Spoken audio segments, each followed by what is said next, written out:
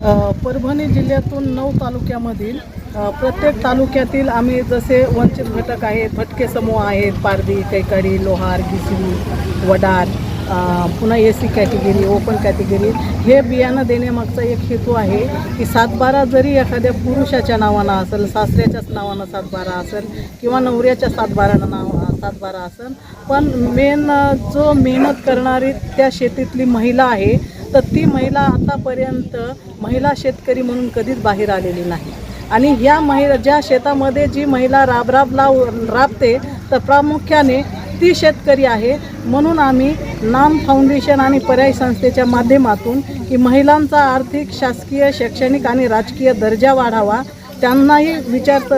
विचारामध्ये घेतलं पाहिजे, त्याही शेतकरी महिला आहेत. या हेतूने आम्ही हा जो बियाणे वाटपचा नाम फाउंडेशन आणि पर्याय संस्थेचा उपक्रम आहे, तर एकमेव की महिला शेतकरी आहेत आणि महिलांनाच वाटप झाले पाहिजे, या मुद्द्याने आम्ही परभणी जिल्ह्यातील 9 तालुक्यातील 700 लोकांना हे बियाणे वाटप करत आहोत.